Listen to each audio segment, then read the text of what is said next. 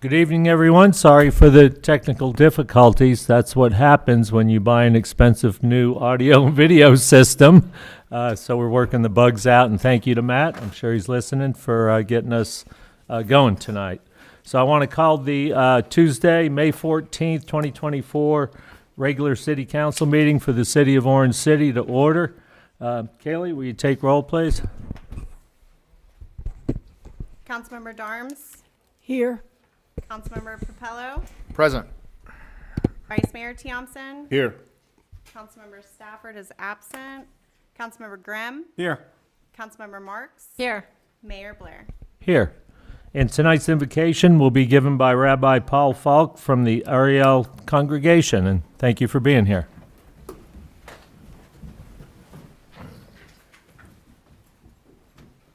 Father, we are so blessed. Blessed for the safety we get to enjoy. Blessed to live in a community where we get to just be able to walk down the street, enjoying the time with our neighbors. We bless you for the resources that you have so bountifully given us here. We ask that you help us to keep and to tend them as you did from the very beginning. We thank you for those who stepped up to serve on this council, to represent the entire city. We just ask your wisdom upon them and decisions made, but may we all know in regard to this city that it's not specifically them, but it's all about us and stepping up to take each of our own roles and responsibilities. Amen and amen. Pledge allegiance to the flag of the United States of America and to the republic for which it stands, one nation, under God, indivisible, with liberty and justice for all. Thank you, sir. Okay, let's move right into the agenda. Item number 1, absences. We have none at this time. Item number 2, presentations and proclamations. Item 2A, and I want to say that it is my true honor to read this proclamation to Robert Scott, his retirement proclamation. The City of Orange City, Florida proclamation, whereas Fire Marshal Robert Bobby Scott has dedicated his career to the safety and protection of the community, serving well and faithfully as fire inspector and fire marshal for over 17 years and as a reserve police officer for over 5 years, until his retirement on May 22, 2024. Whereas Bobby Scott began his career with the City of Orange City Fire Department as fire inspector on November 20th, 2006, and was promoted to the rank of fire marshal on October 17th, 2013. During his employment with the fire department, Bobby served in many capacities beyond his role as fire marshal and fire inspector, covering shortages as a fire lieutenant and serving as acting battalion chief. Outside of the fire department, Bobby has served as certified reserve police officer with the Orange City Police Department since March 25, 2019. And whereas Bobby's expertise in fire inspections and arson investigations is evident through his education and certifications. Bobby holds dual bachelor's degrees in fire administration, quote unquote, fire investigation, and criminal justice administration, arson investigation, and a master's degree in criminal justice administration from Columbia Southern University. Additionally, Bobby holds certificates in Fire Inspector 1 and 2, Fire Instructor 3, Fire Investigator 1, Fire Officer 1, Arson Investigation, Live Fire Instructor, Fire and Life Safety Educator, and 1 and 2, Educator 1 and 2, and Law Enforcement Officer. Whew, that's a lot of stuff. Whereas Through the extensive educational background, Bobby worked directly with the State Fire Marshal's Office and the State Attorney's Office on cases and investigations concurrently for prosecution of fire-related investigations. Bobby's certified status as fire marshal and police officer make him uniquely qualified to work both sides of an investigation, assessing both fire and criminal-related aspects to resolve the case. And whereas Bobby is a member of the Florida Fire Marshals and Inspectors Association, outside of his role as fire marshal with the City of Orange City, Bobby serves his community as advisor to the Orange City Fire Cadets Program, mentoring the next generation of firefighters. And whereas Fire Marshal Scott has demonstrated exemplary conduct and fairness in all of his activities and performance over the years, his duties and responsibilities have been characterized by professionalism and leadership. He has justly earned the respect, admiration, and high regard of his fellow firefighters, law enforcement officers, city employees, and that of the citizens of the community. Now, therefore, I, Gary A. Blair, Mayor of the City of Orange City, on behalf of the City Council, express our heartfelt gratitude and recognition of Bobby Scott's dedication and contributions throughout his career with the City of Orange City. And in witness hereof, I have hereunto set my hand and caused the official seal of the City of Orange City to be affixed on this 14th day of May 2024. Gary A. Blair, Mayor. Wow, that's unbelievable.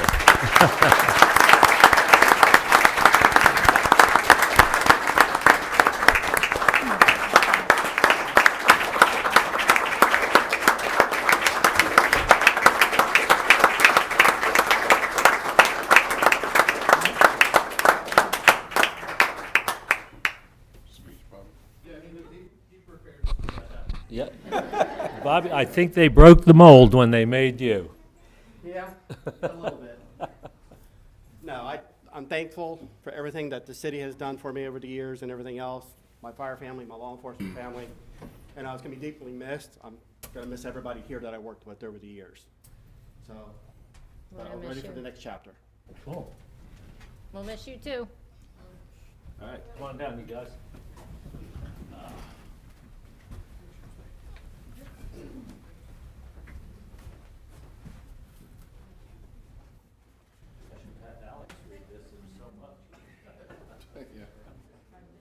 I did wear red for you. All right.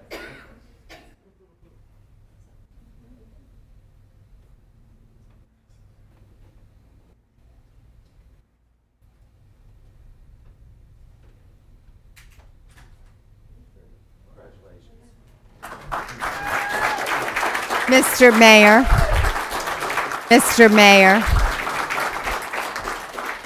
could all of the firemen take a picture with the council too? Yeah. All right, come on up, all the firemen, and we're gonna do one big group picture. Come on back down.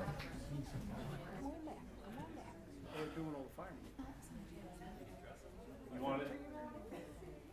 want to do them and then the council with them, or? Everyone all together, I think it'll be great. People in the back.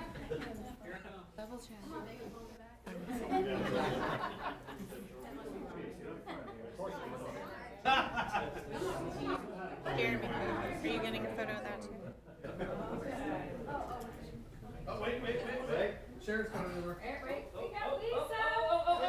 Please let the record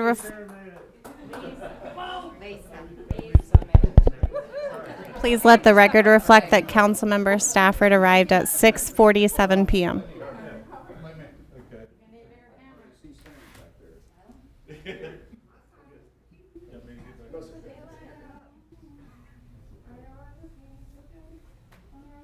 Look at no. Always look at no. Oh, on your left or your dog. Oh, look at no.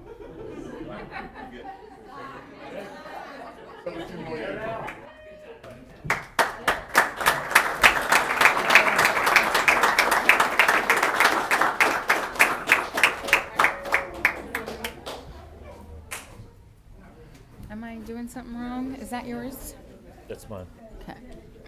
Here you go, dear.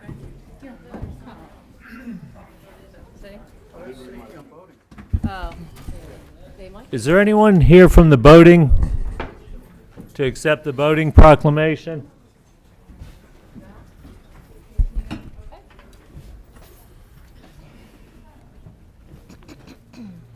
Hi, Lisa.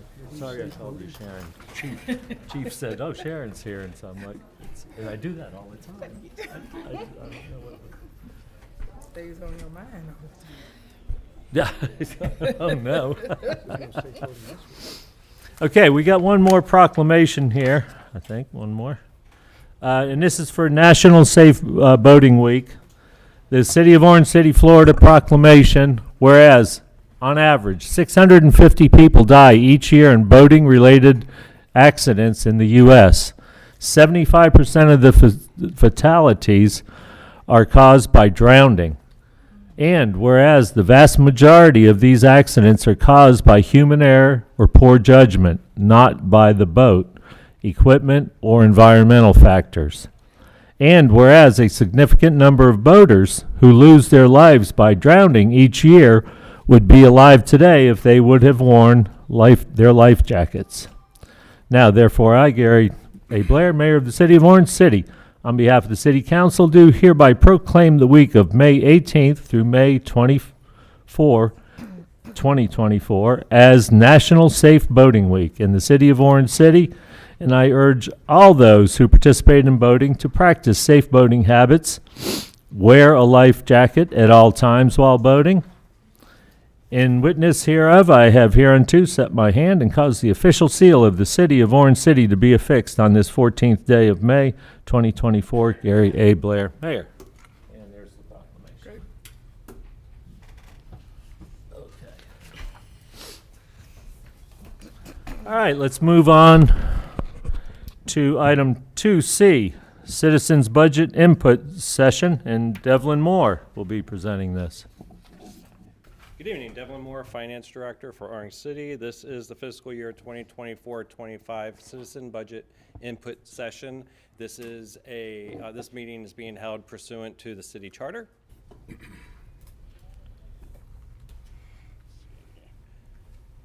there we go. All right, so in addition to this being a charter requirement, there are a number of other benefits to having a citizen input session. It provides an opportunity for the council and staff to gather priorities from the citizens. It helps improve transparency in the budget process. It helps gather diverse perspectives from the citizens. It encourages civic engagement as part of the budget process, and it helps align the budget with the community needs.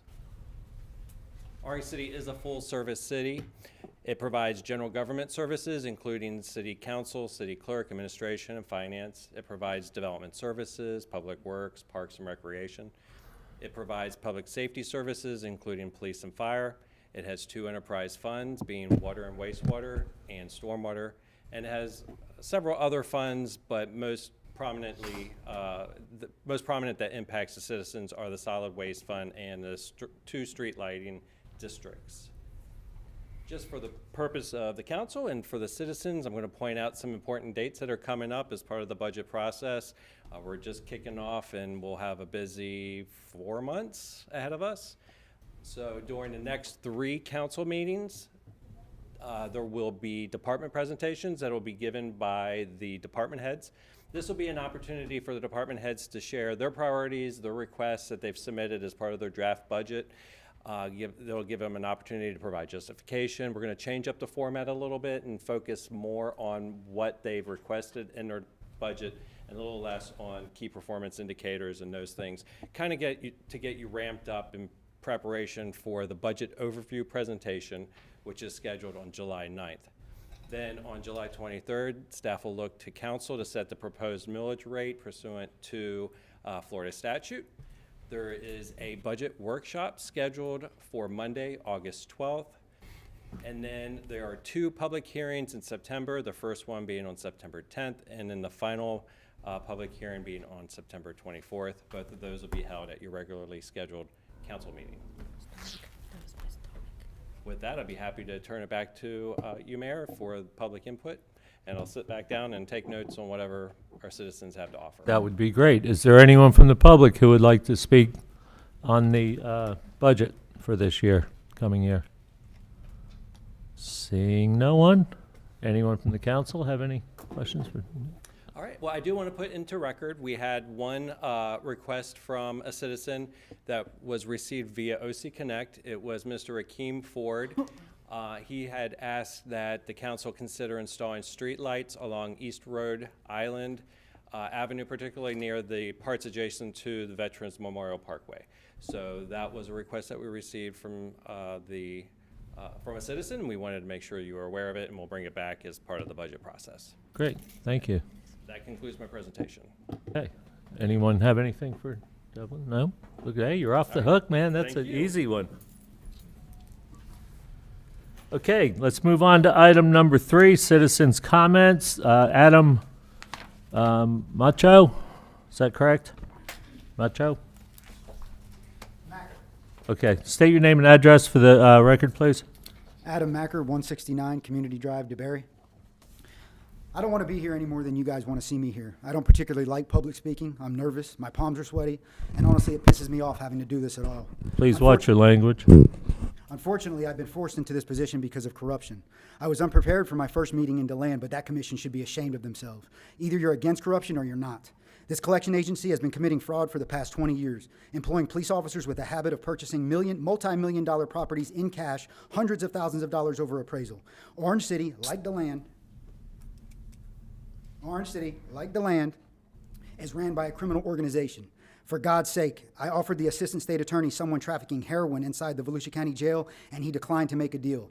I am determined to eradicate this corruption from this city, and if that means destroying the reputation of every member of this commission, I will do it. My only question is, what are you willing to do to help? I've already provided all the fraud to the city manager. I believe you have it. Is that correct, ma'am? I've received numerous papers 80 from... cases of fraud is what you received. I gave it to your secretary or whatever he is. I didn't realize I was supposed to provide it to the council members. I'm sorry, I've Okay, that's reviewed all it right. personally, Well, you but do I have will it, though. make sure it is available to them So what can you guys do to tomorrow. help is my question. We don't answer questions. We just simply take your comments and we'll consider it. And if we want to act on it, we'll do it later on. Okay, do you have an approximate time frame so I know what? No, sir, I don't. Okay, thank you for your time. Okay, is there anyone else that would like to speak to the council?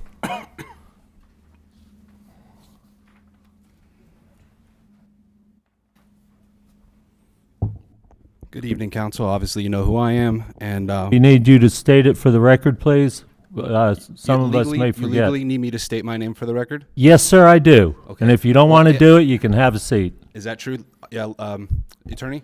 That is correct. That is So- that is allowed. It is provided for in our council rules and procedures, sir, and that requirement has been upheld by the Florida state courts. Okay. Well, I will say my name. Obviously, you all know who I am. I am Stephen Sanders. My address is 623 Swan Rage Road. And Mayor, I'm gonna say pissed off, because I'm pissed off. And if you tell me to watch my language, I'm just gonna keep on saying it. But what I'm up here about, and I wasn't coming up here to say anything about that until you told him to watch his language. Let the man speak. Stop interrupting people. Jeez, you do that all the time. When someone's up here, you interrupt them and you're rude about it. Now, with that being said, the reason I'm up here is an IA complaint that was completed that I talked to you guys about last time, where David was misused.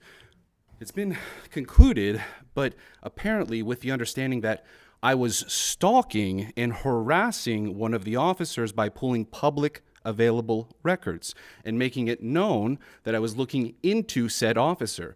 So I've been labeled as a stalker in this IA report, and this individual has been exonerated for misusing David. So if an officer feels that he's being highlighted for his misdeeds, parking in a fire lane, threatening someone with arrest, telling them they don't give their identification, these things start to come to a head. This problem officer was on probationary period when all of this occurred, has been at 6 other police departments, and you guys still have not put a stop to this. What's it gonna take? What's gonna be the straw that breaks the camel's back where you're like, man, we should have done something different?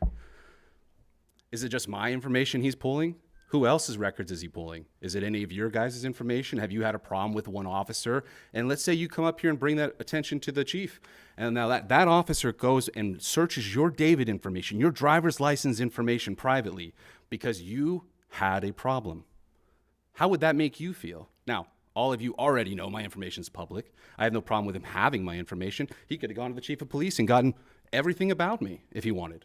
But he didn't. He misused a federal database to get my information because apparently he was misinformed that he couldn't be the victim of a crime and the police officers to said crime to me just doing my constitutionally protected activities. Now, this is Officer Shadrack King. And again, I don't know how many more times I have to bring this person to your guys' attention until somebody does something, and it's going to be too late, and then you guys are going to be like, man, we should have. And I'm pissed off. Anyone else like to speak to the council? All right, let's move on to the consent agenda, item number 4. I'd like to make a motion to accept the consent agenda. Got a motion? Second. Got a couple seconds. Any, Kaylee, go ahead and call it, please. Councilmember Papello, Yes. Vice Mayor Thompson, Yes. Councilmember Stafford, Yes. Councilmember Grimm, Yes. Councilmember Marks, Yes. Councilmember Darms, Yes. Mayor Blair. Yes, and the consent agenda passes. Let's move on to item number 5, ordinances, first reading. We have none at this time. Item number 6, public hearing / ordinances, second and final reading. 6A, ordinance number 674. Mr. Reichman, would you kindly read that? Certainly, Mr. Mayor. This is the second reading of a legislative matter, and the title is as follows. An ordinance of the City Council of the City of Orange City, Florida, establishing a certificate of appropriateness program applicable to properties located within the city's historic resource map area by amending the Code of Ordinances, Chapter 2, Article 3, Division 3, Sections 293, Definitions, 294, Historic Preservation Board, 2100, Statement of or Purpose and General Functions, Powers and Duties of the Historic Preservation Board, and Section 2103, demolitions, repealing all ordinances or parts of ordinances in conflict herewith, providing for severability and providing for an effective date. Thank you, sir. Becky Mendez. Good evening, Mayor, City Council, Becky Mendez, Development Services Director. This is second and final reading of the ordinance. I'm going to start off with some context to talk about some terms that become relevant as I move through this presentation. So first, when we talk about the historic area, we're talking primarily about the 1997 what we term blue box area now. It's the historic 1 square mile of the city limits of Orange City, and that area is primarily Wisconsin on the north, Trafford on the east, Ohio on the south, and Sparkman on the west. Almost dead center this is the yellow line. It doesn't indicate Graves, but it is located along Graves, and then this is 1792 or Volusia Avenue for context. That 1 square mile is 1,115 acres.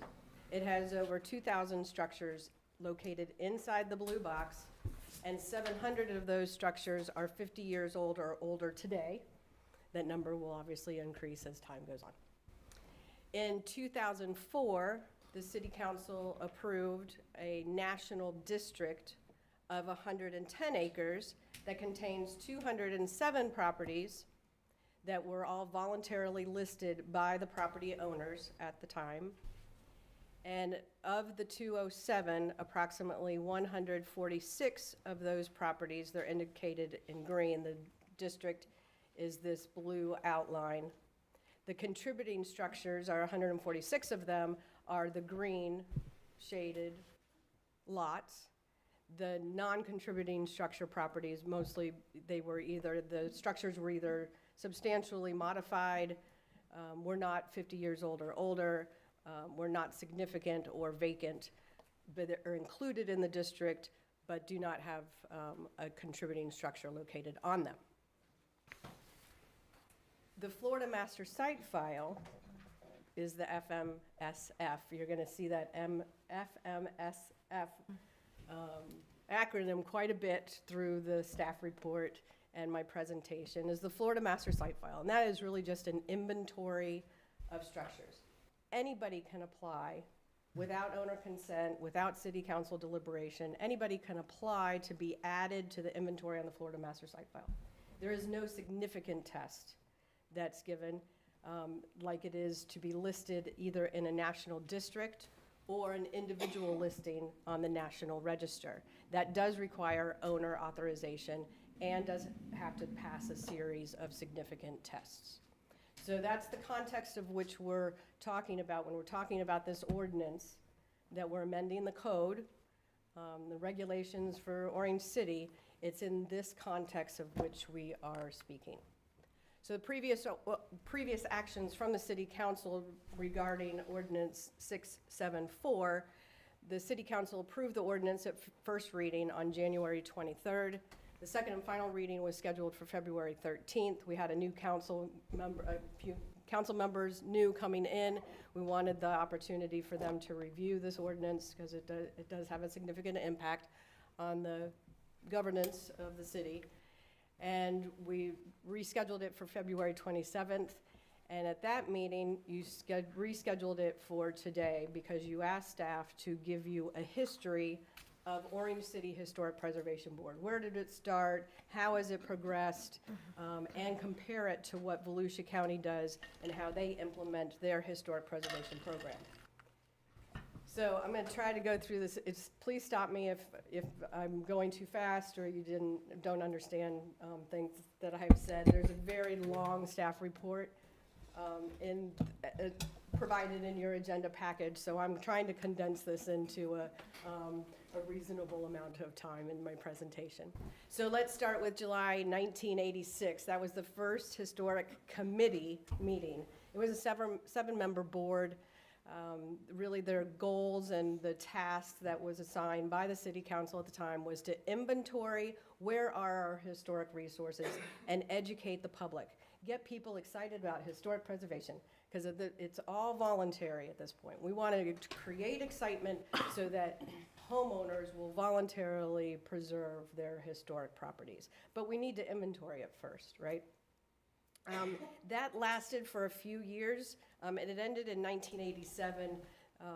The board wanted funding and more rules of which they can operate under, and it went away for about 5 years and came back. It was reconvened as the Historical Preservation Committee. It was a larger board, but again, advisory board, inventory and educate was their goal.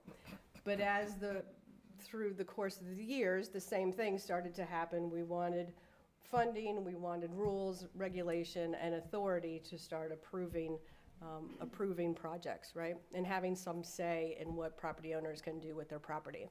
And that resulted in the 1996 ordinance change, which converted the Historical Preservation Committee to the Historic Preservation Board and established a whole historic preservation program. So now we've got regulation, right? And that 1996 program had a certificate of appropriateness program written into that code, the code amendment that created the board, much like the certificate of appropriateness that we're looking at second and final reading this evening. That went along for a while until 2008. The City Council adopted an ordinance to change the role of the board, Historic Preservation Board from an implementation board to a guide and monitor, basically changing them back to advisory. Reading some of the minutes in 2008, between 2008 and 2010, things got fairly contentious between the board and the Planning Commission. I believe at that time, even with the certificate of appropriateness, the board could make recommendations to the Planning Commission, and they didn't much like that part of it. And there started becoming more meetings back and forth between the city attorney's office, the city manager's office with the board, and the city council. So in 2008, they just converted it back, as I said, to an advisory board. And that code pretty much stayed that way until 2012. They reduced some of the other reduced the code a little bit more, created this preservation easement of which the code still has to this day. I don't know that we've actually ever had a preservation easement established since the regulation. And their goal, again, is just a guide and monitor position, recommendation board only, until 2017, when we adopted the demolition ordinance. The demolition ordinance gave final approval authority to the board for major demolitions or major exterior renovations. And I've got some figures down there, and what the proposed 2024 ordinance does is expand that board authority even farther. I'm going to get into a little bit more detail now. So this 2017 program, the way we've implemented the code at a stat administration level, it really functions as a certificate of appropriateness. While it's called the demolition ordinance, we consider minor and major exterior facade renovations as demolitions. We're not actually issuing a demo permit, but that's how we've implemented it. So it really does already act as a certificate of appropriateness. The existing code applies to the existing historic structures that are located in the blue box and listed on the Florida Master Site File. So really, it only applies to those 155, 146 structures that are in the National District and Florida Master Site File. Okay, that's important because the next slide's going to tell you what the proposed ordinance increases it to. Staff approves the minor exterior renovations, for example, window replacement. They're coming in and changing out the windows. If they're not changing the size of the opening or the style of the window, they can replace their historic wooden frame windows with modern materials, white vinyl, as long as no change in size or configuration. The board has final authority for major, what staff determines to be major exterior renovations or total demolition permits. Example, on the screen here is what used to be the hair salon. They're trying to convert it into a tea room. Great idea, but they were coming through. This is a picture of what the existing porch looks like today. And they want to take off the knee walls. They wanted to change the siding orientation from horizontal to vertical underneath the roof porch structure. They were widening this. This is the historic stoop, if you will. They were going to widen that for ADA accessibility reasons. You can see how it gets wider here. Right now, it's just a few feet. They were going to widen it by a foot or a half or so. So staff brought this item to the Historic Preservation Board for approval of the demolition permit, right? And then, of course, the other example is the board denial of the city's shuffleboard complex in November of 2023. The board makes the demolition by neglect determinations on their own and can start code enforcement proceedings after a series of events takes place. Staff appeals go to the Historic Preservation Board, and board appeals go to City Council. So our 2024 program expands that board authority, and it will apply to any modification of structures 50 years old or older located within the blue box, which is approximately 700. There is a caveat in there that if it's within 500 feet of a historical resource, it doesn't have to be a resource that's listed on the Florida Master Site File or in the National District. It just has to be a historical resource. And that definition of historical resource in our code is very broad and open for interpretation. So it could be that it impacts, instead of the ordinance impacting 155 structures, it could now potentially impact 700 structures within the blue box area. It also applies to new residential construction, which that has never, even the 1996 Certificate of Appropriateness, never applied to new construction. It only applied to existing structures that were located on the historic register. That we didn't really know what that meant at that time. But it applies to new residential construction. There's 92 acres that are vacant within that blue box area that could potentially be subject to this historic preservation and certificate of appropriateness. The pictures that are on the, this really is the catalyst from the board's perspective of why we're here with a certificate of appropriateness trying to regulate new residential construction, because both of these houses were constructed within the same year of each other and both on Oak Avenue. One, they felt that this home fit in with the neighborhood and the historic vibe and sense of place, if you will, but this one did not, in their opinion. So this ordinance that's before you for the second and final reading is really the result of the deliberation on this. They wanted to be able to have input on what a new house would look like within the 1 square mile box. Implementation is still the same. Staff would issue minor certificates of appropriateness. Example, an addition to a house that isn't visible from the road, we would consider that minor, so staff would just issue that COA. Board would issue major COAs, of course, again, the new home construction. Board continues to make determinations by neglect under the proposed ordinance, and the appeal process is the same. New state law requires our business impact statement to be posted. We posted it to the website on December 14th. So any ordinance that impacts a business, could potentially impact a business, we have to write a business impact statement. And we did that. By our estimate, it's possible new home construction within the blue box area could increase by 6 to 8% of the construction costs due to any board requirement for architectural embellishments or enhancements.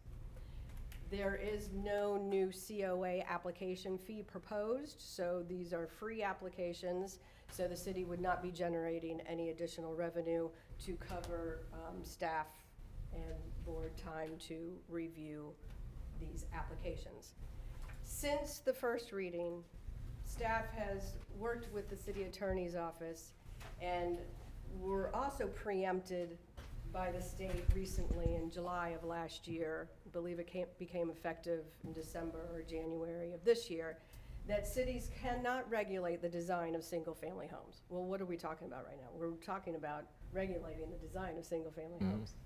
And the preemption from the state of Florida is clear that we are not allowed to do that. We can't even do it in our planned unit developments. We did it with Park Hill, no matchy-matchy, that kind of thing, and we cannot. We can no longer regulate those, right? Because in 1997, we adopted that map, City Council adopted the map of the 1 square mile, we said, well, that's a historic area.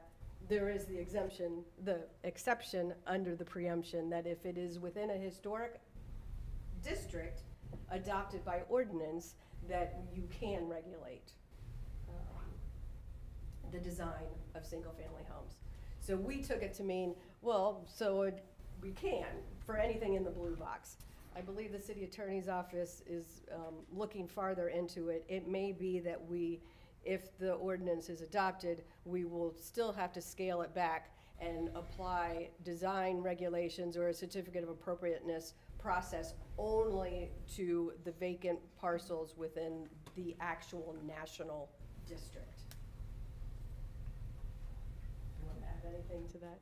Well, this is set forth very thoroughly by Becky on page 4 of her memorandum. And so the only thing I would add is that there's a general preemption. It was done, as Becky indicated, just recently by the legislature that preempts any local regulation of single-family homes and how they're designed. It created an exemption, and that exemption is for single-family homes, new or otherwise, in a historic district. And the narrow issue is how we created our historic district, which was done by a map attached to a comp plan amendment, if I remember correctly. Whether or not that is going to be sufficient under this new law to fit within that exemption to the preemption. And since it's brand new, we have to look at that very carefully. So if you were to create this expansion of the jurisdiction of the Historic Preservation Board to include new single-family homes and the regulation of how they look and how they're to be built, we'd have to take a look and find out whether or not this preemption would apply or not. Thank you. Okay, make sense? Yep. Okay, so I'm not gonna, I can go into more detail of what the ordinance ordinance does. I think we explained at a very high level.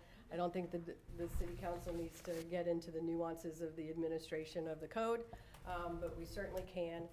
So staff is giving 4 options at second and final reading. The first option the city council can choose to do is adopt the ordinance the way it's been presented and how it was presented at first reading in January. And we move on. Option number 2 is do not adopt the ordinance and keep the existing regulation as is and keep the status quo. Option 3 is do not adopt and direct staff to immediately advertise a new ordinance that limits the board's authority to an advisory status only. That would mean that any major demolition permit or determination of demolition by neglect would still go to the board, but they become a recommendation board, much like the Planning Commission and all the other advisory boards that the city council relies on for input. So these items would still go to the board, but they don't have final action. It comes to city council for final action, right? That would be option number 3. Option number 4 is do not adopt the ordinance as drafted at second and final reading and schedule a series of workshops that redefines the board's role and authority moving forward. Or a combination of any number of those things. I'm here if you have any questions. All right, anyone have any questions for Becky right now? I'll bring it back to council in a minute. I'll open it to, unless you got something. Did you have something, No, Ms. go March? ahead. Okay, I'll open it to the public. Thomas Hewitt.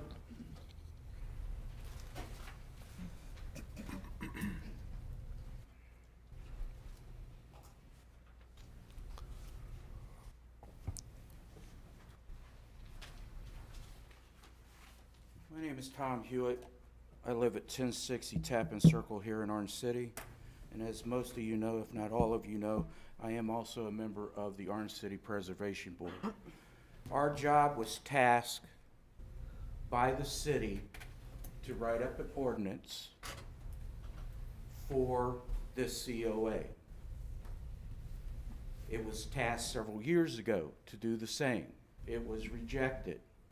Then it came to us. I've only been on the board for, what, 3 years? And it was tasked to us to put it together again. Now, we worked with staff for everything that we've put in our ordinance. Everything. Everything went through staff. So there's nothing in here on the ordinance that's any different than what staff has said, yes, we're good on that.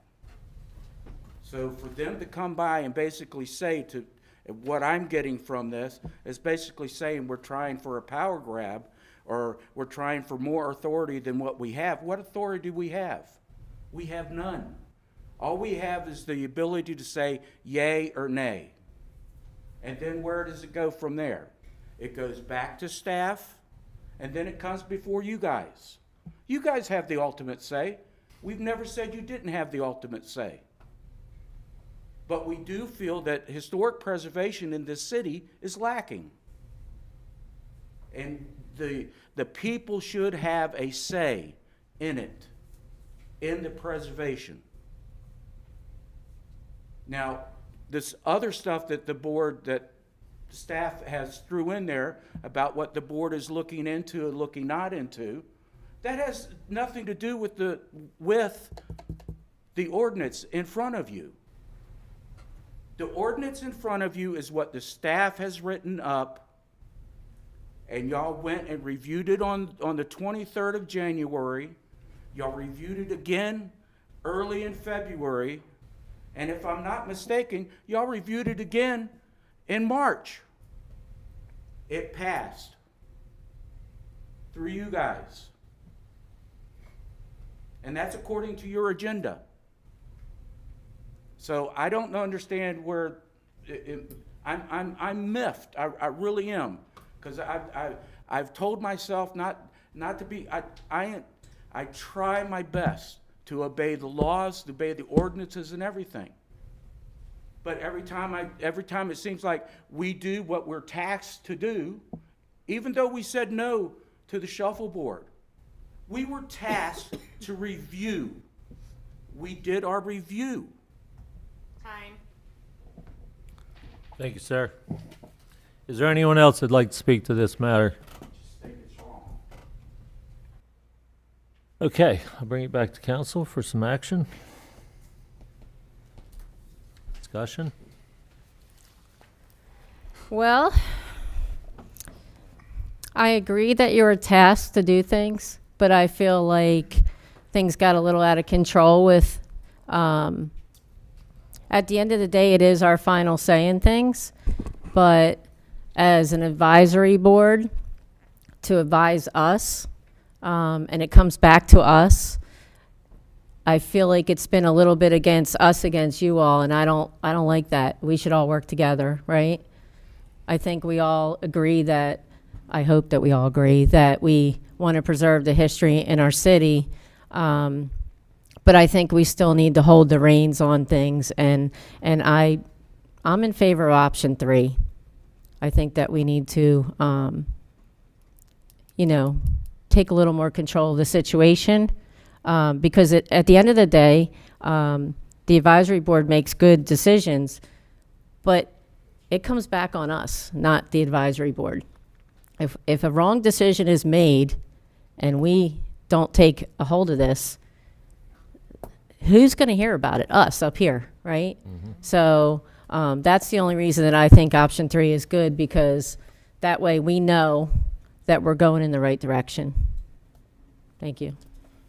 Anyone else like to weigh in? Mr. Tiomson? Vice Mayor Tiomson? Yes, history, I am into the city's history. Matter of fact, when Mr. Crippen was here, we just went, we sat right beside each other, and just half of the things we talked about. My favorite subject in school was history. Orange City has its own unique side of history, and I would really love for this city to have a big part of that as part of our community. That being said, I think balance is an important thing. There was, and I was overseas when this meeting that lasted till midnight occurred here, and I just heard things about it that, yeah, as a fellow city council member Mark said, it became adversarial from what I heard, and it shouldn't be like that. If you guys in the Historical Society just wants to make decisions based on that, and you're passionate about history, then run for city council. But I was always of the opine that body was strictly for an advisory role, and that whatever power we give them stays within an advisory role. So I do feel that option number 3, I think, is the best thing. And like I said, sometimes you don't want to hear the word no, but sometimes if you hear it, it's got to be a complete sentence. I was running to get reelected for my future campaign for my seat, and I couldn't find a parking place myself here. So I've got to look at it as, you know, nobody wants another parking lot, nobody wants another building, but we're going to have growth, and I think we just got to have responsible growth. And if we can keep the shuffleboard, and that's what the people want, we'll keep it. But if there's other things in the works, and it's good for the overall community with regard to the people living here and who it affects, then we have the hard job of making those decisions. And Kellyanne is right. Ms. Marks is right. If things go bad, it comes back on us. And then we can't say, well, the Historical Society said it was a good decision, and that's what we went with. We have to weigh and balance what's good and bad, and I would love, as a matter of fact, I advocate and keep advocating for us having a museum here. And I still want that.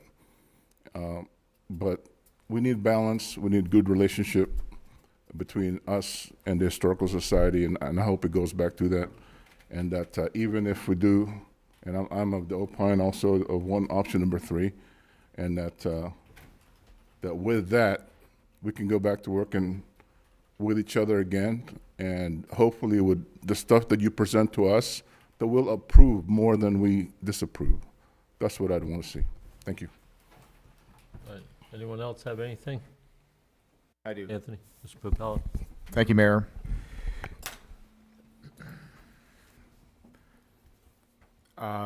Some of the context that I'm coming from, for others who may not know, I may be belaboring some points here. I myself have served on the Historic Preservation Board. My wife has served on the Historic Preservation Board. My grandmother served on the Historic Preservation Board. Orange City needs to preserve its history. We also need to have good function. Having the place that we are, where we are today, is adversarial, and we're not preserving history when we're in conflict. It is passionate and important. It's important. I understand why people would be passionate about it. We need balance. We have, over the history, as well illustrated by staff, touched on this subject officially as a city from the, basically the 80s, 1980s. Here we are in the 2020s, so over 40 years, grappling with the right way to do this. And that is a moving object because the community continues to change. I recognize, even in that statement, that we are losing much of our historic district by not doing enough. But we are currently at odds. We're a house in turmoil. And so we need to right the ship. We need people who are passionate about the historic preservation of Orange City, but we need a proper balance because we still need the city to function, because the city is not just the historic district. And it's important that we maintain the history of Orange City. So, like other council folk have spoke to, the third option I think is the most appropriate at this time. Having spoke to that, I look at option 4, and I don't know that this is the time for option 4, but I think that option 4 has some good merits. Because when the way I read option 4 is that we're having a broader net and including the community in some of that important decision making.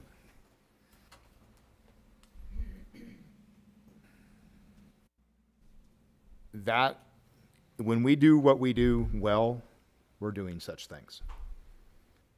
I do realize that we have to function, and we're at odds, we're at a standstill, we have conflict. Option 3, I believe, is the best choice, but I don't want to forget about option 4. And I may or may not be on this council when option 4 is to be determined, but I think the next group of folks who are on this council, however that makeup is, that is something that they should truly consider. Because the citizens will either say, what you guys have come to is a great idea, or it's not good enough. Let's have that challenge. Let's have that participation. And I think that's important because I've done this long enough to know that there are a lot of different opinions out in Orange City that are not spoke to at council meetings. So having that process, I think, is important. Option 3 is the direction I feel we should do at this time. Thank you. Okay, Ms. Marks? So in option 4, isn't is a series of workshops for the council or for everybody? Both. Everybody. Everybody? All the citizens. Public? Yes. Yes. I'm asking the city manager. So normally when you have a workshop, it is an open Open to the public. invitation for Okay. people to attend. Our rules and procedures call for workshops for citizens not to participate during them, but they may attend them. Normally, you bring in a consultant to help facilitate that. That's what I was going. I think probably what was at the part of Becky's idea was to have more of an open forum with a charrette type, open participation during this. I would like to make a suggestion because your point is very well taken. There are 6 seats that are open for election this year. I don't know if anyone will be here other than Mrs. Darms. So I think it would be appropriate for you to task me to make sure that this is put on the future council strategic planning session so that they can determine whether or not this is a priority item for whomever is sitting in these seats when we convene, generally in January or February, or at the earliest convenience of the council at the start of a new year. So are you suggesting option 4? No, I'm I didn't think so. suggesting that Okay. you direct me to put it on the I got it. city council strategic I planning got it. session so that they can debate whether or not to go with option 4 once a new council is seated. So my other comment was that what Councilman Papello said is that the rules and procedures and things that have already been put in place have been working for many years flawlessly. So to ask for more input is not something I'm against, but I think that it's got a good set of rules now that everybody was playing well for a long time. So I don't see why we need to change anything as far as that, defining the role and everything of the board. And I also wanted to say thank you to the board because they volunteer. They volunteer and they give their time. No. No, sir. No, sir. She's got the floor. So I just want to say thank you because they volunteer their time, and I'm sure we all appreciate that. It's just at this time, like we said, I'm not going to repeat it, but we need balance. We need to be able to control things or what's happening because they are out of hand. And it doesn't look good in the public eye when we're not getting along, right? So this way we can find common ground, and we do believe in history up here. I know I do personally. I don't want to kill anything. I don't want to ruin anything, but so that's it. Thank you. All right. Harold, did you I have? just want to say that an advisory board should be just that, an advisory board. I think option 4, although it has some good points, you're going to give them more power or more things. We're going to wind up right back where we are right now down the road. So, an advisory board is fantastic. Advise, and then let us make a decision. We talk to our constituents and get the feel from the public and go that direction. That's our job. Anyone else? Well, Mr. Mayor, if I may, I don't want it to seem like options 3 and 4 are mutually exclusive. Option 3, if you choose that this evening, will require direct staff to come back to you with an ordinance for your consideration. Under Florida law in Chapter 166, there has to be 2 public hearings for that. There'll be an opportunity for the public, as well as this council and members of your planning commission and members of your historic preservation board, to come up and stand there and speak to you about what they want, including but not limited to not just the options that are identified by staff in option 4, but other options, other items that are not listed in your agenda item prepared by staff. So let's not forget that it may not be called a workshop, but there are going to be 2 public meetings where there will be public input if you choose option 3. Right. Ms. Darms? I have my opinion as to what the option is I'd like to follow. However, with option 4, down the road, if we could change redefine to define and let the public know, I bet you, if you knocked on 10 doors, nobody even knows there's a preservation board and all of that. If we could somehow have workshops that lets the public know, we have this, we would like your opinions. Come see what we're dictating as being areas that are historic for us.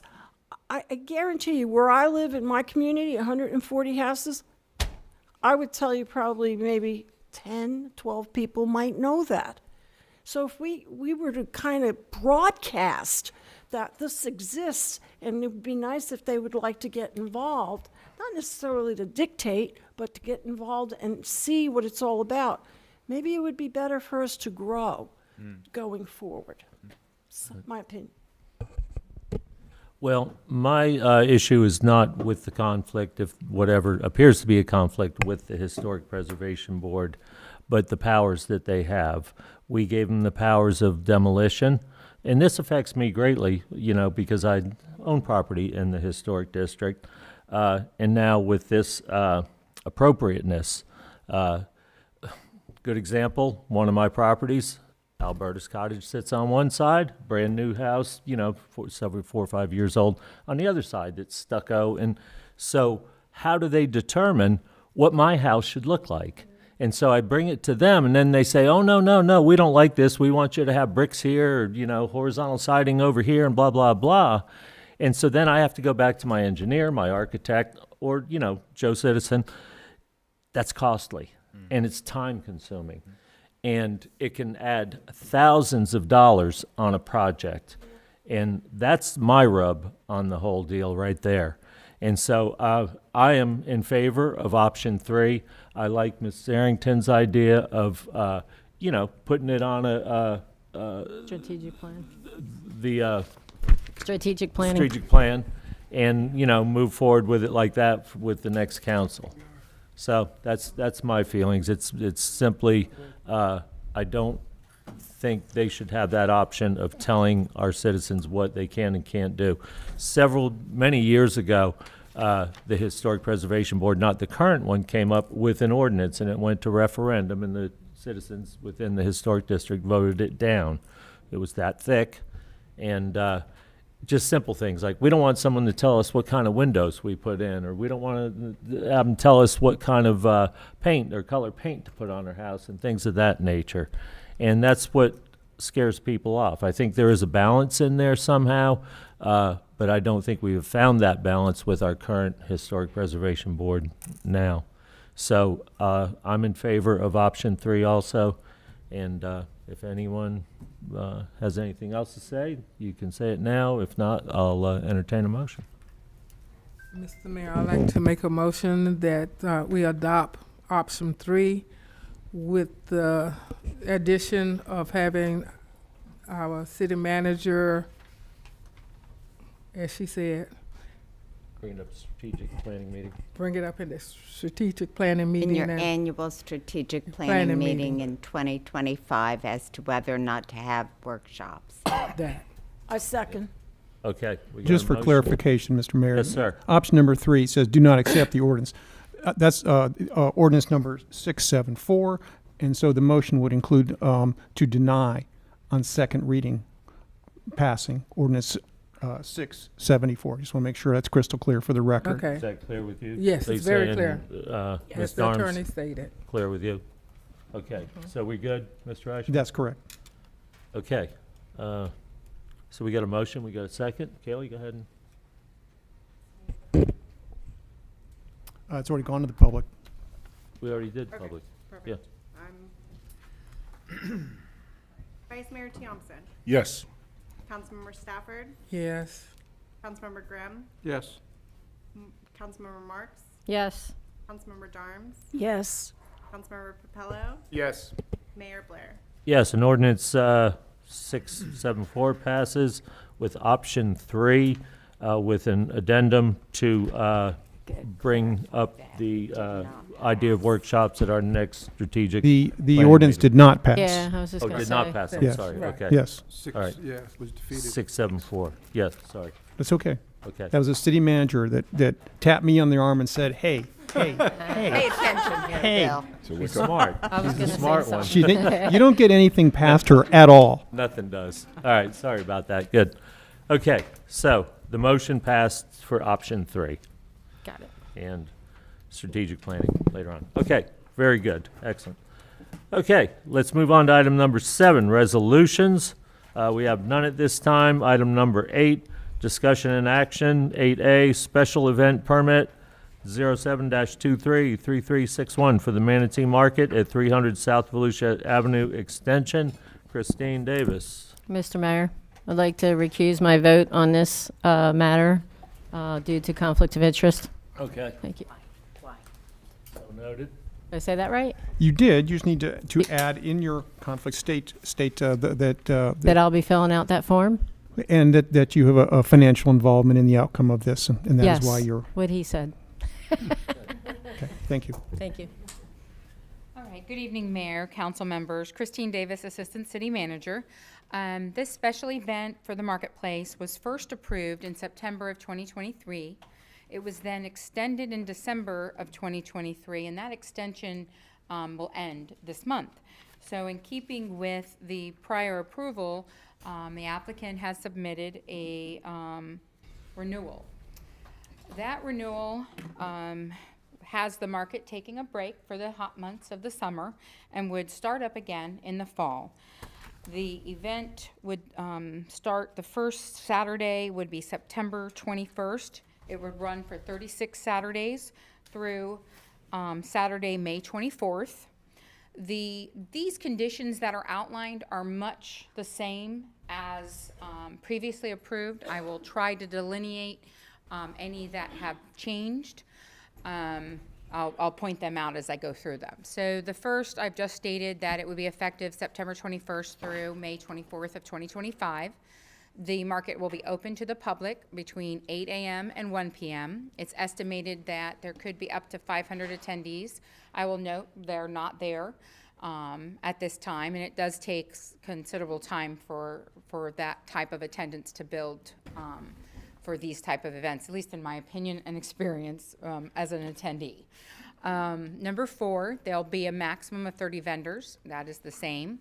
Vendor setup can begin at 6 a.m. and the vendor departure and cleanup will end by 3. That is a little different. It is a little longer. I think before we had said by 1, but that's the same time the market opens and it's not, practical. The inspection for fire inspection of the food vendors and the booth layout is the same. The opportunity, option number 7, or item number 7, for a one-man live band, that's really or a DJ, it's for like a special event, not anticipated every event. And I believe that's similar, might have been worded a little differently previously. This, number 8, is the same, asking that any amplified, either the DJ, music, or an MC, the speakers are facing out toward the road and away from the residential areas and or budding businesses or churches. That is the same hours of 8 to 1 that the market is open. Number 9, the parking is the same, and it's part of it is within the inns parking to the south, and then along the Holly Avenue and Blue Springs public parking in grassed areas and within right-of-ways on private property is prohibited. That's the same. Maintaining the authorization for the VIA for the vendor parking, or the vendor parking is the same. Trash is being provided throughout the market for the attendees. Restrooms are available inside. No city services are being requested. Number 15, I did make a change. I had intended to do this when I typed it up, that the banner could go up a week before. I know the advertising will be done before, and I figure a week at least would be fair, but you'll be doing other advertising along the way. So that's why that's bolded and underlined, that way that banner would remain up like we've already approved for the duration of the market. It's affixed to the building. Now, new ads are 16 and 17. I believe if I interpreted the handwritten, it's 10 signs. There will size 18 by 24 yard signs. They will only be up during the hours on Saturday that the market is taking place. The same with number 17. These are those feather flags that are rather tall. Those would be displayed, 2 of them during the market. And then number 18 is exactly the same as previous. Some of the observations that staff was able to provide is that there have been no known or documented traffic concerns along 17 and the adjacent streets. There have been no official complaints to the city regarding the residents or the church or, activities going on in the area at the parks. And then no fire concerns.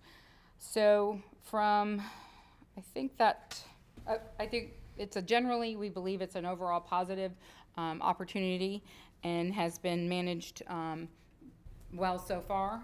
And staff does recommend that the extension be approved with the 18 conditions that were just listed above, or if I've hit it off the mark, if you have something else, give staff some direction. But those are the recommendations at this time. If you have questions, I'll be happy to try to field any, or the applicant can help me. Anyone have any questions or concerns? Go ahead, Alex. Yeah, I've been to it twice. My weekends, I usually do volunteer work, and I was there around Easter time, Saturday before Easter, and things were quiet, things were vibrant. I like what I see. There's no problems that I saw, but I want to put it out to the chief of police. Did you have anything anticipated or actual that you may have concerns with as far as public safety? Okay, thank you. Thank you. Okay, I've got a couple concerns, and please don't get defensive about this. These are things because I am right there, okay? This past Saturday, there was a generator running, and it ran for 2 to 3 hours. Generally, they'll come in the morning, they'll run the generator for a little bit, and then it goes off. So I don't really like hearing the noise of the generator. I heard from a couple neighbors, they didn't care for it either. So I would like to see that omitted. The music, I don't think the music is necessary. There again, we would hear that noise, the residents along Holly Avenue and East Rose in that area, as well as the Cherokee and the other streets down there. The banner, I think, is a little much, but I can live with that on a, full-time basis. But it's basically the noise that I'm concerned with, the generator, and the possibility of, live music. So if we could. Can I say something? Yeah, if we could get rid of those, I would be, wherever you want to go. I'm in favor of it. I was apprehensive towards this in the very beginning, but I think it's well run. I haven't seen any problems. I've gone over there myself and bought things, and like I said, it's a well run machine, and it's just the noise is what bothers the neighbors over there. Okay, last weekend I was not there, so I had someone manage it for me, and that was a food truck that came in, so it was attached to their truck. Yeah, sort of figured. So they're there till the end of the month, and then I can change that out to something else. But I can move them towards the front so that they're not so hurt in the back to Right. solve that problem, because their generator was backed up too. Right, it was all the way back to So if I put them Holly. towards the traffic, you probably won't hear it. Right, try it and we'll see. So that could be one solution. As far as the music, when you're sitting there for that long, it helps to make it a little more ambiance, I guess. You see the customers dancing and singing, and it's just kind of nice to have it. So I feel it is necessary as the promoter, and that's it, really. Thank you. All right. All right, anyone else have anything? Mayor. Yes. Thank sorry. you. And this is questions. Well, statements first. I like your promotion, the Manatee Market and the marketing and all that. Looks very nice. I do think it as I pass by, that it is a success. It is something that is building success and is a nice addition to the opportunities that one can find in the city. Questions? I recognize that this is an unusual ask, not just because of a council member asking, put that aside, that it is a continuing special event. It's an event that's so special that it never ends. It's a poorly formulated joke. What I'm trying to ask is, if this was operating as a traditional business model, recognizing the zoning is not proper and we're giving them opportunity, what costs would this entity occur as an operating business that are there other businesses that are here every week, that pay to be here every week and have to pay for permits and have to pay for operational function?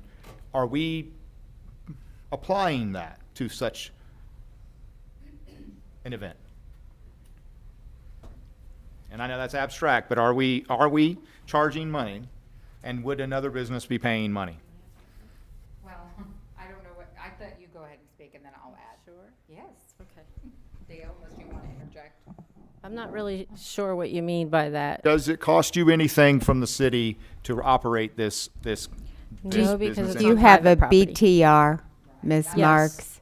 Yes. Okay. So she has the BTR requirement, which is required for all businesses. Okay. By its very nature, this type of business is not going to make the same permanent, investment.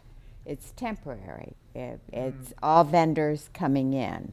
Unless she changed her business model substantially to require a permanent building and location.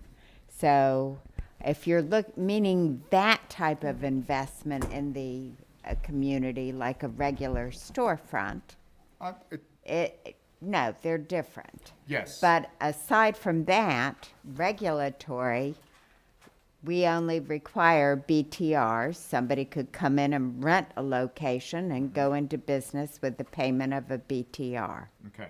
And the appropriate zoning approvals for locating in the facility, making sure that they've got the right amount of parking and everything else. So she's doing everything that a normal business would, except for those things that are unique to her own business, which doesn't require the permanent location.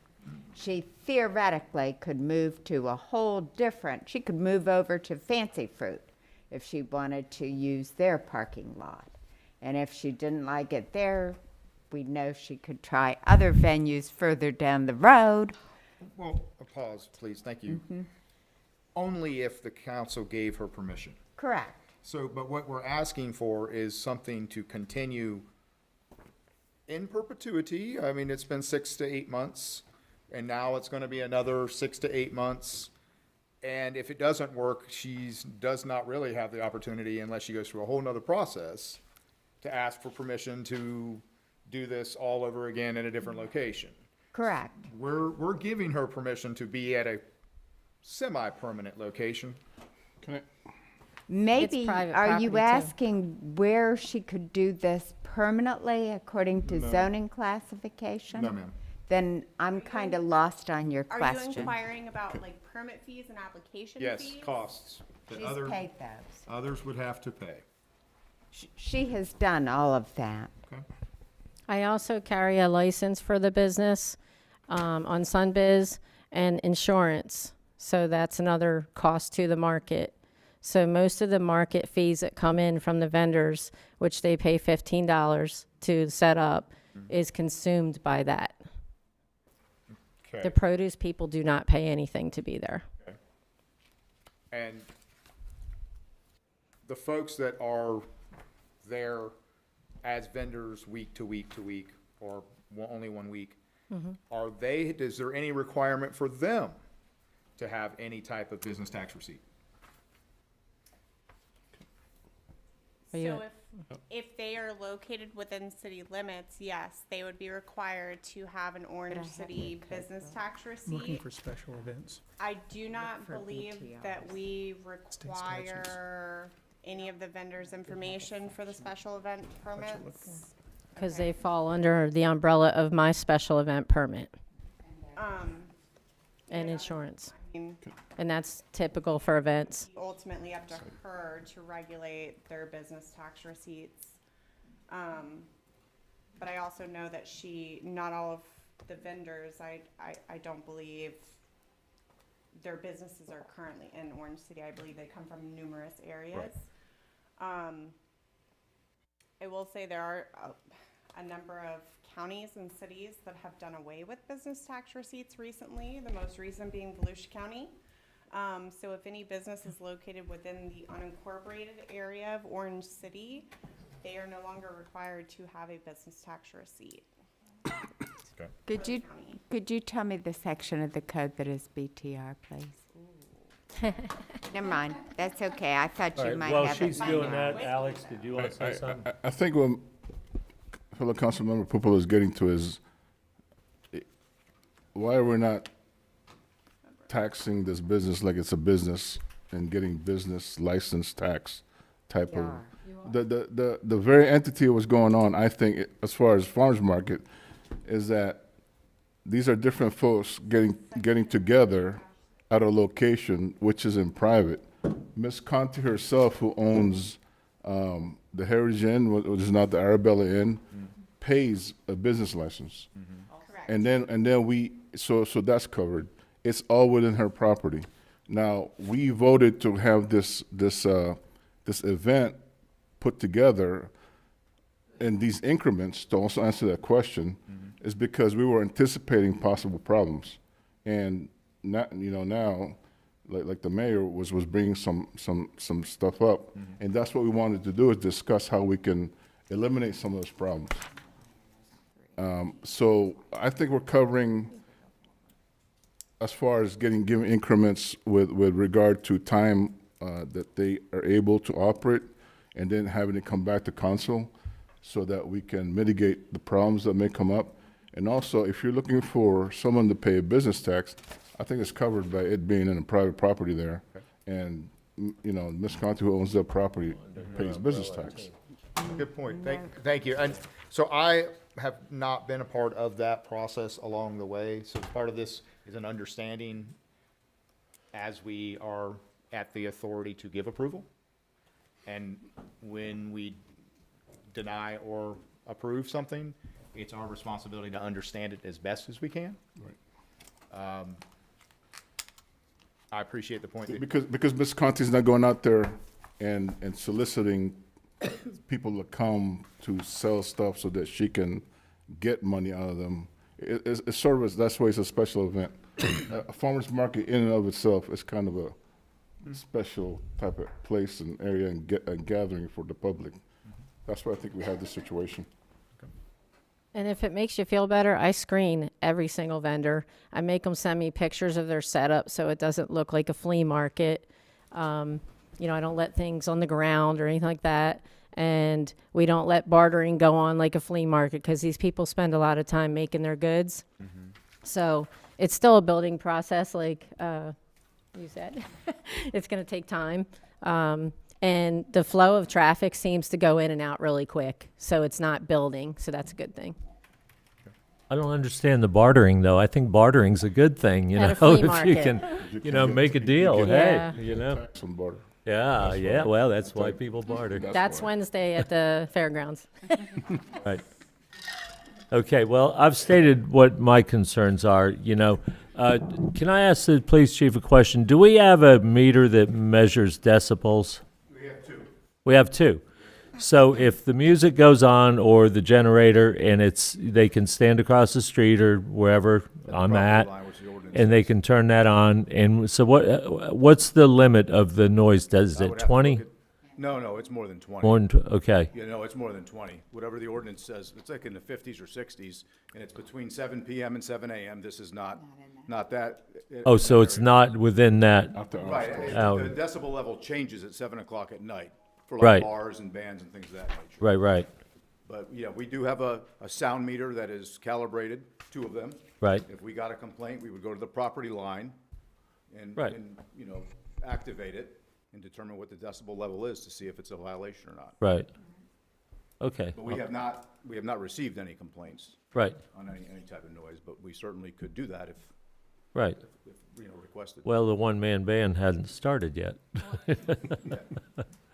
So, I only put that option just in case we wanted to do a special event On for a occasion. special occasion, yeah. Right, That's not right. something that's gonna be all the time. no, like I said, I was very apprehensive with this whole thing at the very beginning, and, you know, kudos to you, you've done a good job. Thanks. The traffic, everything, you know, the very first one you had, I put surveyor's tape out thinking that, you know, people were gonna be parking everywhere, and like you say, they come in, they come out, and it's well-run, and so I give you kudos for that. And this past weekend, we didn't have produce. They had a family emergency, and nobody was coming in. They want that produce. Oh, yeah, So yeah. I told them to shut it down early because it was, you know, they were just sitting there and nobody was coming. So Well, that's why ours failed over here, because the produce That's vendor right. left. It would probably help if you asked the mayor what kind of music he likes.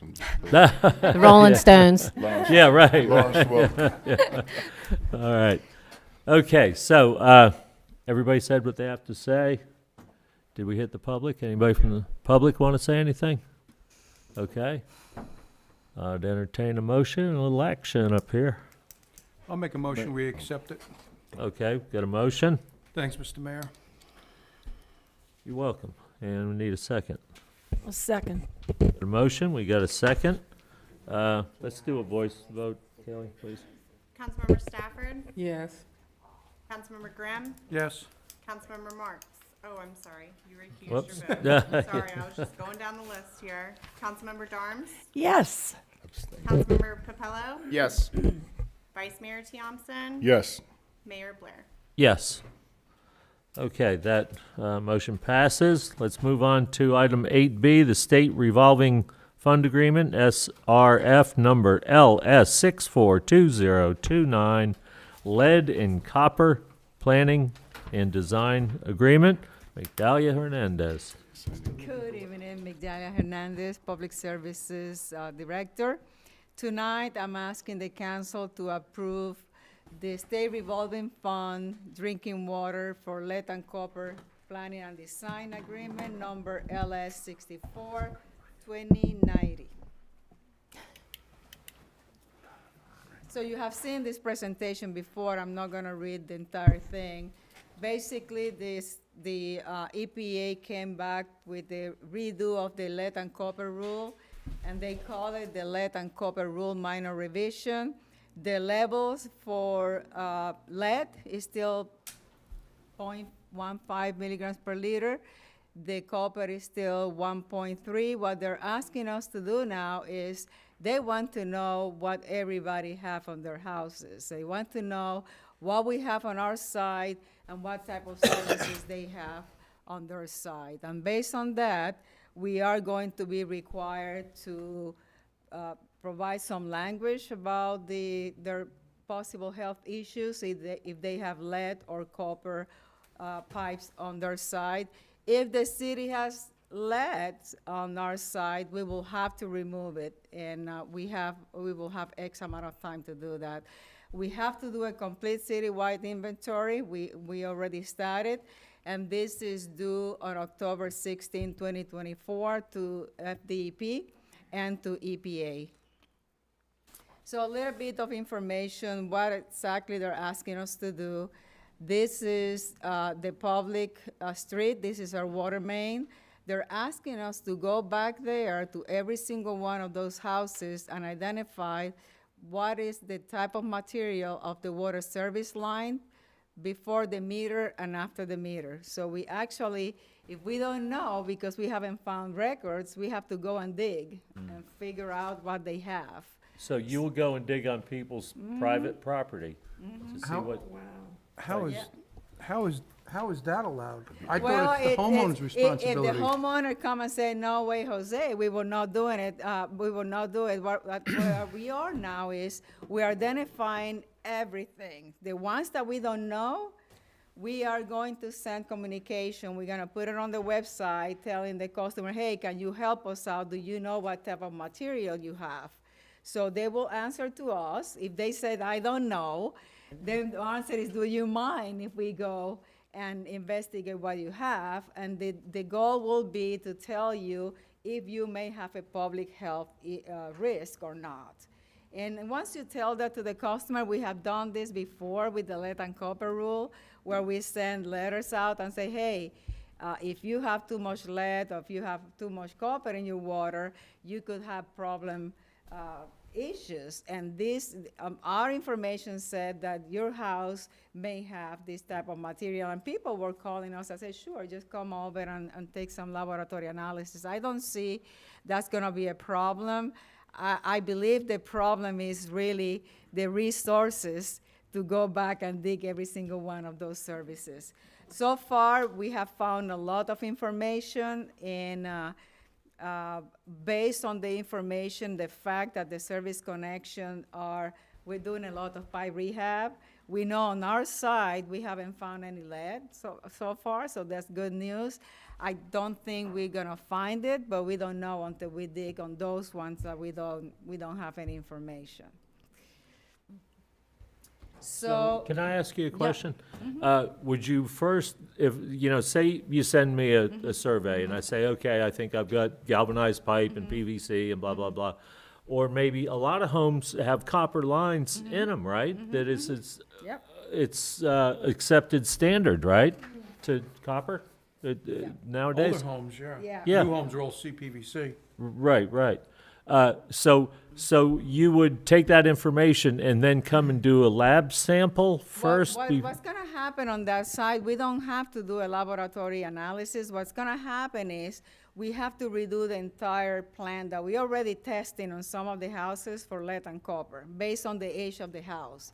What's gonna happen is, once we finish all this data, we have to redo our plan and then ask people, hey, we need to go and sample your house every year or every 4 years. Okay. Once you sample, like we are right now, not sampling every year for all the homes, because our studies showed that we didn't find any lead and copper. I think we found one house since I've been here that have high level of copper.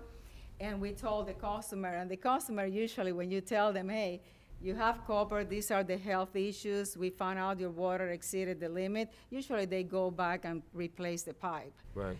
We have to redo the plan again. After we do all this study and we do all of this, we will have to do the plan. Then we have to go and say, hey, you have copper pipes, we are doing the plan, would you be willing to participate? So what we do is we drop the bottles at their houses, and they collect the sample, and we go the next day and pick up the samples and take it to the lab. So they go to their neighbor's house down the street and fill it up and then bring it back. If they do that, but yeah, but we're accustomed to do this. We did it for many years. The problem, what I keep barking about this rule is, we are the responsible people for telling the customer, hey, you have copper causes cancer, liver cancer, and all that stuff. But nobody is readdressing the plumbing code to tell the plumber you cannot install copper anymore. So it's an unbalance,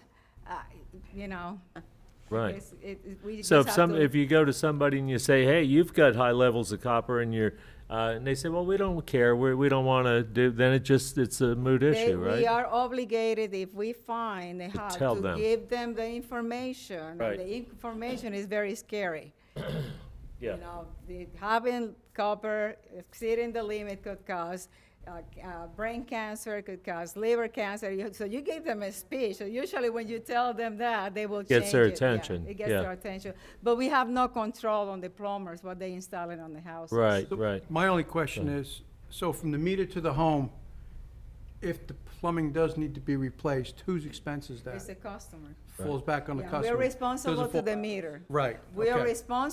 responsible to let you know that you have a pipe that is exceeding, that may exceed the limit, and it's a public health issue.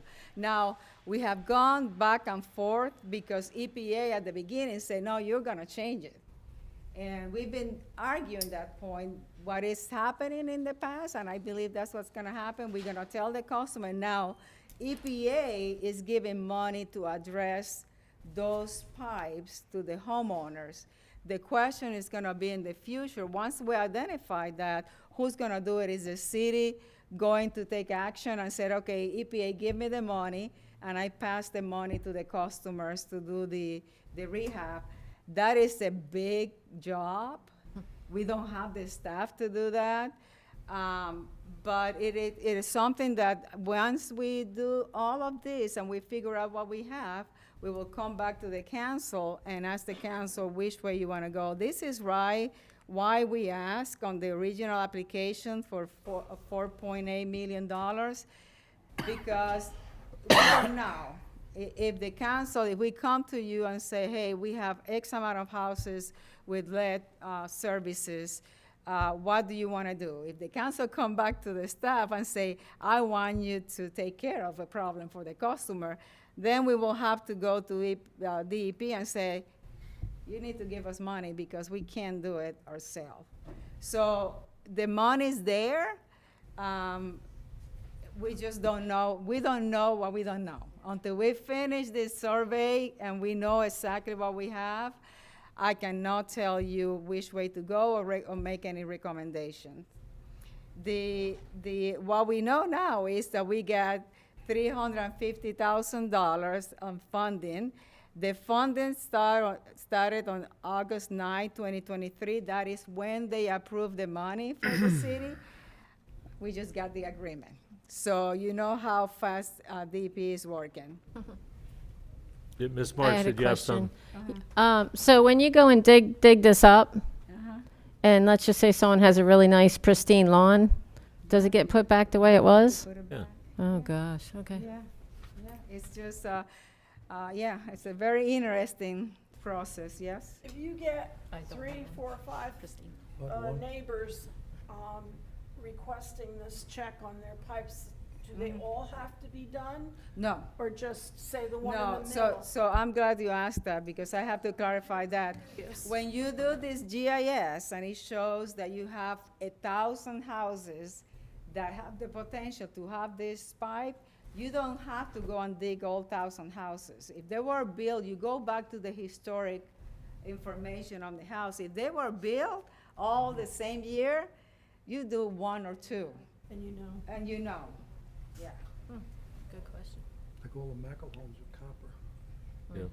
Mr. Johnson? For the new bills, we already know what pipes they're using, or Yeah, this was banned on 1986, and when they say no more, on our side, no more lead or copper, everything is PVC on our side. well, see, I presented this before, and now through my own research, there might be a problem with PVC with the forever chemicals now that they're talking about. So if that comes up, what I'm asking is, with the new bills, we already know who's got PVC, who doesn't, so that we don't have to dig up people's yards. Because I see this in the future, that they're gonna say the plastic is a problem now.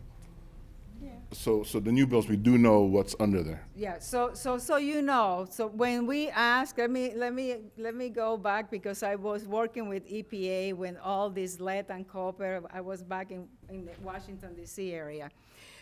The way that we selected the type of PVC material, it took a lot of research. In fact, I was managing a lab and I was part of the people who were sampling. A lot of vendors showed this pipe material brought this pipe material. We put it representing the type of water. We collected sample. Based on that, we selected what is called an AWWA standard pipe. They've been tested for everything that is out there. Now, That's standardized for a whole state. That's the reason we have utility standard. We don't allow any contractor to just bring any pipe that they want. We tell them exactly the pipe they're gonna be using because they were tested for all these chemicals. Now, if you're talking about PFAS and all that stuff. I don't know. That was not, we didn't talk about that many years ago. But I can tell you that we tested for everything. We have a GC analyzer. It tests for all type of organic, and we tested all those pipes. And we were not the only one in Fairfax County. It was everybody all around the United States that did that. Based on that, we selected an amount, the type of pipes that are allowed to be put on the ground. We do not allow anything on the ground that is not AWWA standard. However, again, I go back, we cannot control what the customer do after the meter. We have no control. They can hire anyone they want, and they can put any material they want. A lot of these new homes use this PEX stuff, which is not really PVC, is it? I think I'd look at Harry because he knows more about this than everybody else. But it's still a plastic, but it must be approved by the. There is a list of material. Right. You know, again, copper is one that everybody still uses out there, and it's not. We cannot use it. I cannot use it in my system. Right. Not in the water distribution system. That's a big no-no. Yeah. It's the private. The private side is a different animal. Right. So with this, we got to, on the August 9, 2023, at the hearing, they approved $171,500 on grant and of principal forgiveness, and we have a loan for $178,500. And this is the terms and conditions. We will have to, again, the agreement shall be July 13, you already talked about that, 2023, we're a little bit behind. The completion of the planning and design, I highlighted design here because if you see here, it said October 15, 2025. We may finish the project before. If we find out we don't have a problem, our deadline is gonna be when we finish the investigating, the field investigation and all that stuff, which I believe is gonna be before October 15, 2025. The reason they put design 2025, if you find a problem, if we find that we have a lead service line out there, we have to address it and we have to be all completed before October 15, 2025. That's the deadline that everybody have for this type of assistance from the state revolving fund. We will know more. We're almost done with the GIS and all the reviewing as-built and talking to the staff, institutional knowledge. We're using a lot of that. We will know more when the plan is completed on which way we want to go. I know by sure we will be completing the plan and submitting the plan by the due date, which is 2024, October 2024. However, I don't think we're gonna be done with the digging because once the plan is accepted, we will tell on the plan A, our plan is, we don't know where these areas are. We are going to survey this spot here. And once they approve it, we will proceed with that and complete the survey, or at least our information. For this amount, the 178,500, we are supposed to start paying that as soon as 6 months after we finish. These are the estimated time for payment. I just don't want to mislead the council because if we finish the planning and we don't find a problem, we're gonna start paying earlier. But the amount of payment is gonna be what is showing here. Whenever we finish, it's gonna be $9,275, starting on April 2026. It's a very complicated approach. Again, we're tagged to do something that has the potential to cost a lot of money. Excuse me. thanks God, we started doing the pipe rehab because it's taking a lot of the headache away from us, knowing that we have new service lines and new pipes. We don't have to worry about our system. We still have those old areas that we have to figure out, but I think we are in a better shape than some people out there Yeah, with this new sure. law. Yeah. Yeah. All right. Any questions? Pretty good. Any So, questions? Going to my last slide, it's saying that these are the actions tonight to approve the attached SRF agreement number LS 64090 and to authorize the mayor to execute this agreement. All The right. financial impact is right there too. All right, anyone from the public want to say anything or have any questions? Seeing none, I'll bring it back to council. Any further discussion, questions for Migdalia? No, I'd like to make a motion Okay, let's have a motion. to approve the attached SRF agreement, number LS 64090, and authorize the city mayor to execute this agreement. Second. Got a motion, got a couple seconds. Kaylee, go ahead and call it. Thank you. Thank you. Yes. Councilmember Marks? Yes. Councilmember Darnes? Yes. Councilmember Patillo? Yes. Vice Mayor Tionson? Yes. Councilmember Stafford? Yes. Mayor Blair? Yes, and the motion passes. Thank you, Migdalia. Okay, let's move on to item number 9, report, city manager's report. I have nothing to report, sir. Any questions for the city manager? Okay, you're off the hook. City clerk, I have no report at this time either. anybody have any questions or anything for the city clerk? You're off the hook too. Let's not let Reichman get it. City attorney, do you, yeah, he's got papers in his hand. Well, if I don't say something, I'm going to ask a bunch of questions. So I'm going to just try to wear you guys out before you ask questions. Oh, boy. Actually, I did, prior to that, I did want to make a comment on something that happened this evening, right under the very beginning of our meeting under citizen comments. And I think it's important for the council and for the public to understand that the mayor has a tough job because under your council rules and procedures, the mayor is the presiding officer of the council and has the obligation to preserve strict order and decorum at all of the meetings. Easier said than done. Your council rules and procedures, which were adopted by the council, specifically say that as to decorum and the enforcement thereof by persons, which is different than by council, the mayor is directed that any person making personal, impertinent, or slanderous remarks or who shall become boisterous while addressing the council shall be forthwith barred by the presiding officer. And then if there's a problem with enforcement, then the individual that's not following the direction of the chairperson, the mayor, can be removed. There's been a lot of litigation over this, as you can imagine, especially in the world that we live in today. Not just in Orange City, but in other local governments, cities, counties, not just in Florida, but throughout the United States. And so there's been a lot of litigation about this balancing between the right of a local government to conduct a meeting in a business-like forum, to be able to have a meeting that they can do without having constant interruptions, versus the rights of the public to come to what's called a limited public forum, as opposed to a traditional public forum. So there are legal rights to limit what type of speech. But that's difficult. And so your council rules, which I just read, are consistent with the Florida statutes and are consistent with case law, both state and federal case law.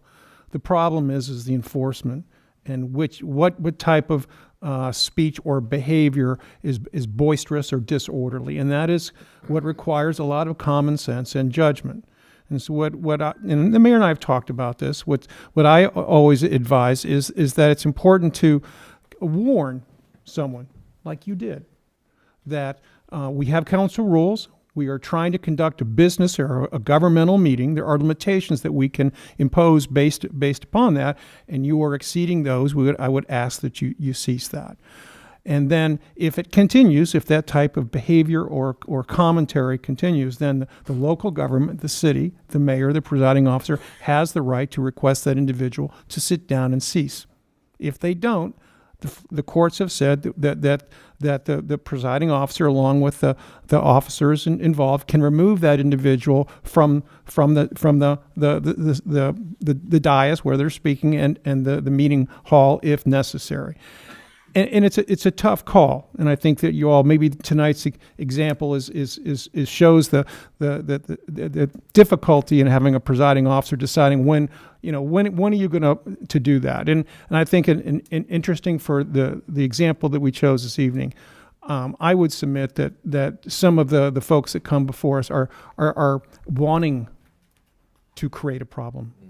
They're asking for confrontation, and so. Then the question is how far do you let them go? Because sometimes you're doing them a favor by simply creating the confrontation.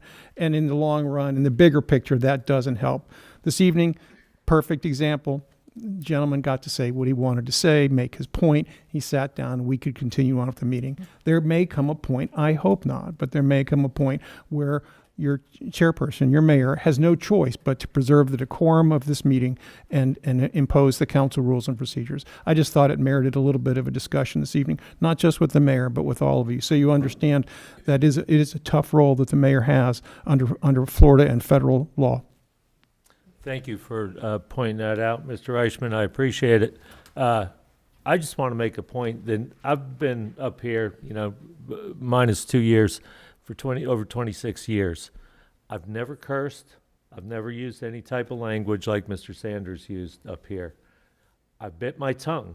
I've wanted to curse. Trust me, tonight I wanted to curse, but I didn't, okay? And I think that's what, like Bill said, we need to have decorum up here and keep the meeting going in a proper manner. And, but thank you. Well, the courts have said that it has to be evenly applied. Yes. So if you're going to prevent the public from cursing, it applies to us as well. Yeah. Right. And as you remember, we previously had a councilman up That's here correct. who liked to curse a lot. And if you remember, I called him out every single time he did that. And It's got to be fairly and evenly applied. Yes, yes. Didn't do much good calling him out, but he We tried. continued. We tried. We tried.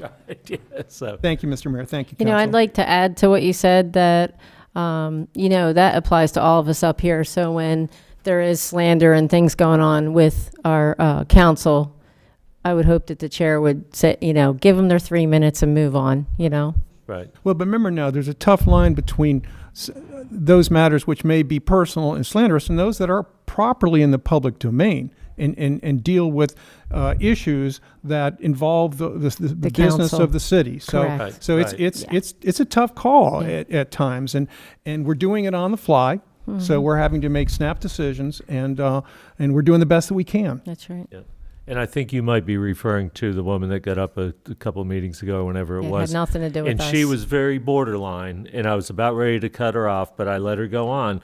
But when that 3 minutes came, I was like, boom, you're Well, done. and I think he made a good point. Sometimes it's just better just to let them talk. Let him- yeah. Oh, yeah. When move on, Mr. Sanders I started mean, you have tonight, to worry about precedent. Don't Yeah. get me wrong. I understand that. So it's a tough call sometimes.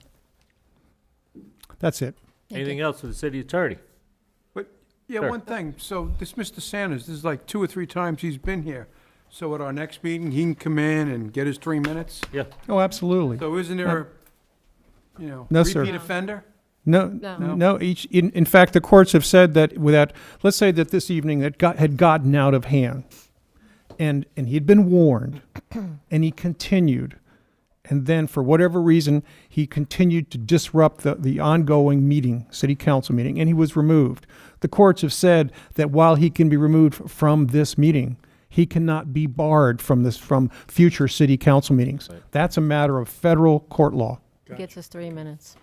And I guess you were here the night he was out there, and he kept jabbering and jabbering. I had to threaten him with one of the officers escorting him out. And I will not hesitate to do that, Oh, by yeah. the way, if it continues. I would submit that these folks know exactly what their rights are, Yeah, and they understand how far they can go. Work in the system. sure. Thank you for your input. Yep, appreciate it. Okay, let's move on to item number 10, new business. Any new business? Seeing none, we'll move on. Approval of minutes. We have none there, right? And move on to item number 12, council and mayor's comments and reports. Anybody have anything they want to add tonight? I do. Oh, Mr. Vice Mayor has something here. Yeah, I don't usually say a lot, and it's going to be a Oh, yeah, you short do. meeting tonight. No, I don't. But and Depends on how looking long at you- your That doesn't watch. mean you can go on and on. No. Congratulations again to Mr. Bobby Scott and his illustrious career. I true to blue, but I did wear red on his honor. So I hope good things for him within his retirement. Yeah, I believe he's going to the Carolinas, so that's a nice place. I've got relatives up there. We proclaim safe boating. We just lost a friend of mine from a boating. Somewhere in Mineola. He was a lieutenant at Orlando PD, and I'm not going to say too much anymore because it's kind of sad. He kind of, I guess, jumped in the water with a couple people. I not only do what I do up here, I'm also volunteering a couple veterans groups and belong to not only the Marine Corps League as a judge advocate, but as a Marine, I became a Coast Guard auxiliarist, and I'm an officer in the Sanford Auxiliary, just because I was never comfortable around boats. And after I went through their training, every time I go to someone's boat or I'm go deep sea fishing, I've got my Coast Guard approved PFD. And it's just, I think it's important that we're surrounded by water, and if you're not comfortable, wear that thing. I mean, he may have had a medical episode. I know he could swim. He was an excellent lieutenant, but he's gone now, and we will probably never know what occurred in that water, but they found him after. You're speaking of the auditors, First Amendment auditors. I have nothing against them. I've had to deal with them throughout my career. It just seems now that the cycle is all the way up in that because of YouTube and the social media. They push the envelope, push the envelope, push the envelope. And I'm going to be, sometimes I see this and I tell, when I was training officers, I always tell them, don't be afraid of scrutiny. Just be professional, courteous, and do what you do to the best of your ability. And don't be afraid of scrutiny. But these people take it to a whole new level. And my challenge to them is that when I was a young teenager, my first experience with the cops, and I'm a career police officer, I'm a pretty decorated detective before I retired, my vehicle stalled out on the shoulder on a freezing night in California, Northern California. And before I basically froze, CHP came, lit me up from behind, came up, and I was about to thank them, and they basically told me to shut the F up, not say anything. I guess, I don't know, maybe I got profiled. But I took that and I remember that, and I said to myself, you know what? And it's written on one of my platforms, social platforms, be the change you want to see. I became a police officer myself and treated everybody with the same respect that I didn't get that night, the respect that I wanted. So I challenge this First Amendment auditors. Our academy is open, fire, police, join up. You know, if you're going to scrutinize, if you hate law enforcement that much, or you think they're doing a bad job, go to police academy. You know, we'll give you all the support and see how hard or easy it is you think to do this job. It kind of gets on my nerves when I see this, you know, officer did this, officer did that. Now, having said that, we're not beyond scrutiny, and then if we mess up, we need to be held accountable, or they need to be held accountable, and I'm all for that also. But this thing of, you know, I've never been one, but I'm going to scrutinize the heck out of what you're doing, it doesn't really fly with me. I mean, if you have the ability to enforce the law, and you like to scrutinize that kind of activity, why don't you be one yourself? That's just one thing that got in the back of my head and got on my nerves. The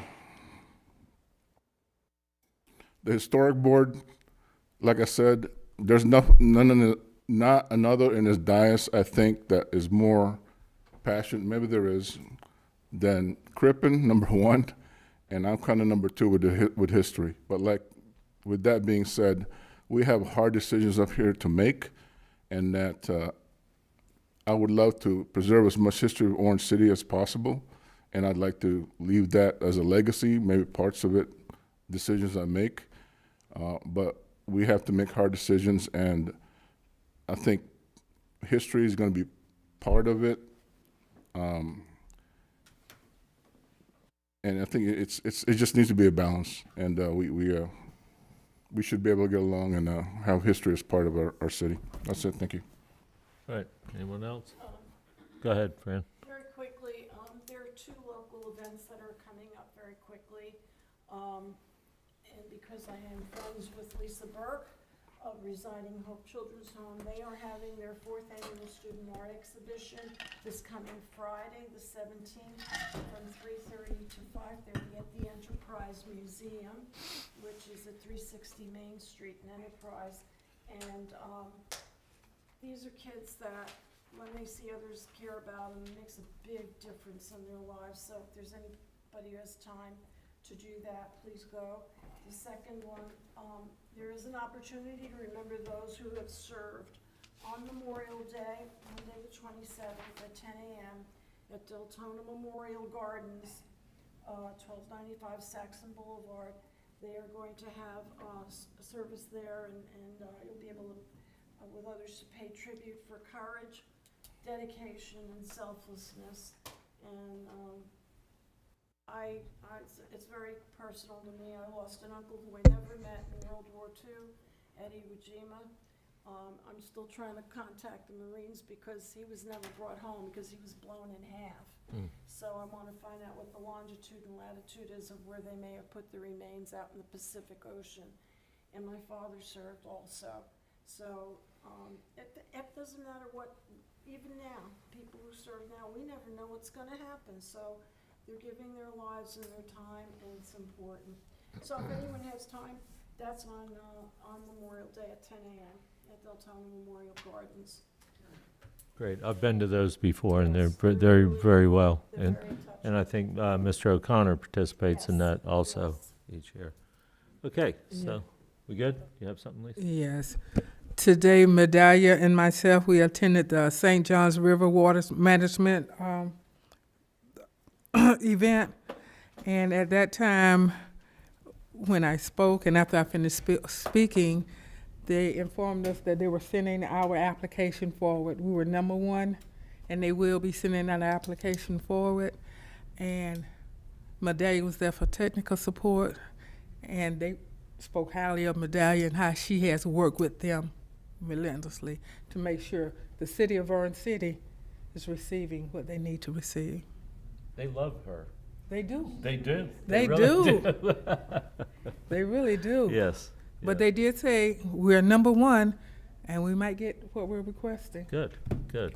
That's because of that lady right there. Yes. Yep. And they say it's all a matter of them just saying yes, because the board was in agreement that we deserve it. Yes.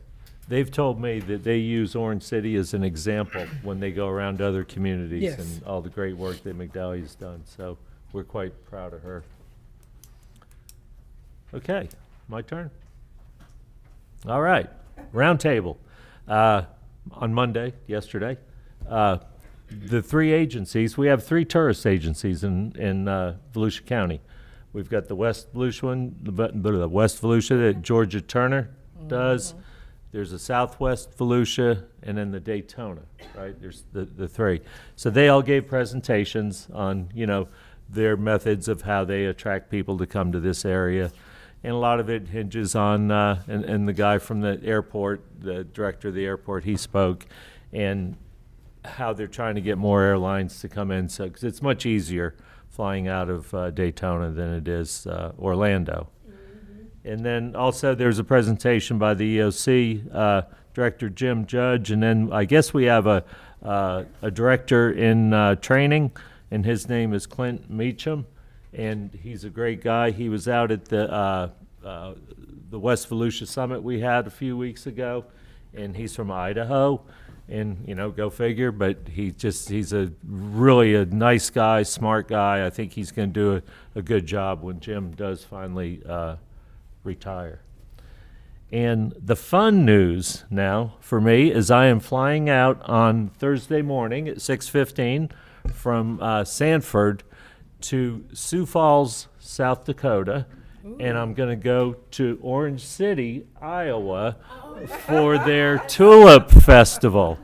They have a tulip festival, and I've always wanted to go. And I figure, well, why not? Why not? And I originally wanted to meet my daughter and granddaughter and her husband there, but they're only like 8.5 hours away. But my son-in-law doesn't want to drive. He's got a bad back or something, you know. And at any rate, so I made my plans, and I'm going. So Kaylee helped put together a little bag of goodies to present to them. We had communication today, as a matter of fact, and I get to ride in their parade. And so I get used to my orange suit one more time, you know?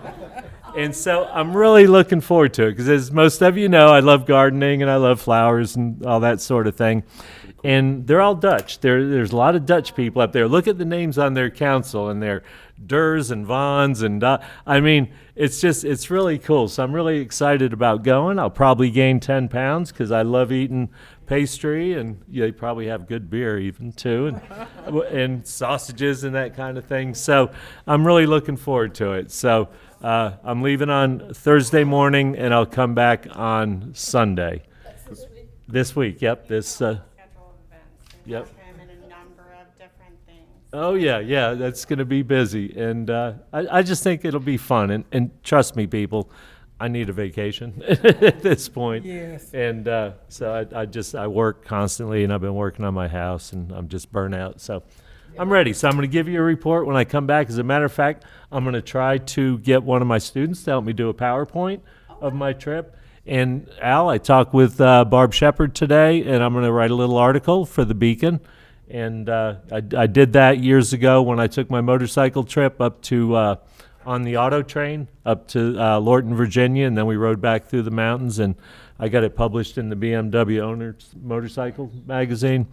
And so I sent Barb a copy of that today, and she says, "Oh yeah, do it. Limit it to 1,000 words or so." And so I'm gonna have a little fun with it, and get a little. Do a little writing and everything else. So Type in Orange City and you don't Orange do City, it fast Orange City. enough, and Iowa pops up. right. So I will give you the report, and it's like an hour and 15 minutes or so from Sioux Falls, South Dakota.